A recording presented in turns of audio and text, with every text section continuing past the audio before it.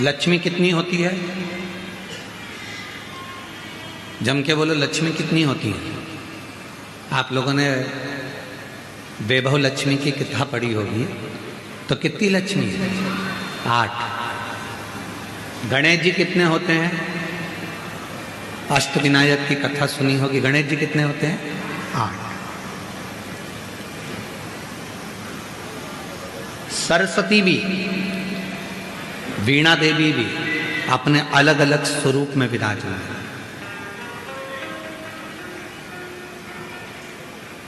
पर कभी मन पर विचार कर कर देखना कि लक्ष्मी 8 हो गई, सरस्वती अनेक हो गई, इंद्राणी बहुत हो गई, पर मां पार्वती अनेकता में नहीं हुई। मां जगत जननी तो एक थी, एक है और एक रहेगा। मां पार्वती एक स्वरूप।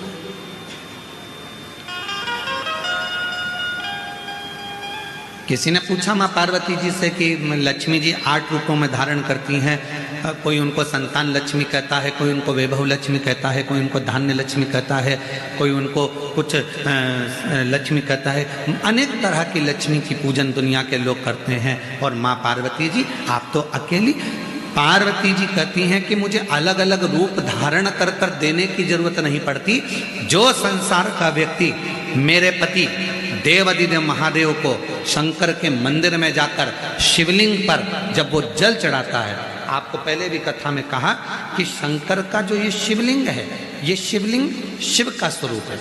ये जो जलाधारी है गोल जिसमें पानी गिरता है, ये पार्वती जी का स्वरूप है। सामने से जो जल बहता है उसके बीच में एक मोटी सी लाइन होती है जो भगवान शंकर की छोटी लड़की अशोक सुंदरी है। फिर राइट में गणेश जी महाराज, लेफ्ट में सदानंद कार्तिकेय जी हैं। शिवलिंग के ऊपर जो बूंद बूंद पानी घड़े में से टपकता रहता है वो शंकर जी की 5 लड़कियां हैं, जया, विषहरा, शामरी बारी, दौतली, देव। ये पूरा परिवार शंकर जी का एक ही जगह पर है। तो पार्वती जी कहती हैं लक्ष्मी जी को अपना रूप रखना पड़ेगा।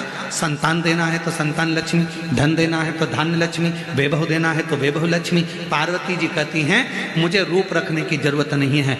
जो मनुष्य एक लोटा जल लेकर शंकर के मंदिर में जाकर शिवलिंग पर जल चढ़ाता है और वो जल जो मेरे पास बहकर आता है वो अलग अलग जगह से नहीं जाता, एक ही जगह से नीचे गिर जाता है। अर्थात शिव और पार्वती को रूप रखने की जरूरत नहीं पड़ती।